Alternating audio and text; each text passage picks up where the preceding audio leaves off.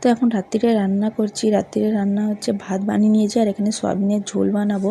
তো আলু আর সয়াবিন ভেজে রেখেছি আর এটার রেসিপি আমি অন্য একটা ভিডিওতে শেয়ার করব। তারপরে এখানে মেয়ে বদমাশি করছে আর বৌদি এখানে আটা মাখছে, রুটি বানাবে। তো রুটি আর ভাতও হয়েছে। তো এখানে আমি কি করেছি না, এতটাই গরম লাগছিলো রান্না করে আমি দুটো খোপা করে নিয়েছি, প্রচুর গরম লাগছিল।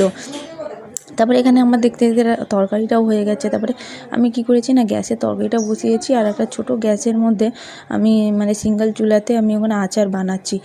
রাত্রি 10টা বেজে গেছে আমার আচারটা বানাতে বানাতে। তো আমি এই আচারের রেসিপিটাও অন্য একটা ভিডিওতে শেয়ার করব পরে। তো এখানে আমার ডাঁটার আচার হয়ে গেছে পুরো, প্রচুর টাইমও লাগলো বানাতে, অনেক রান্নাও করছি আর ডাঁটা আচার ওইদিকে বানাচ্ছি। তারপরে এইদিকে করতে করতে সব খাওয়া দাওয়া টাইম হয়ে গেছিলো, অনেক দেরি হয়ে গেছিলো বলে সবাই এখানে খেতে বসে গেছে। মা সবার ভাত বের করে দিয়েছে। তো এখানে এখন আমরা খাওয়া দাওয়া করব।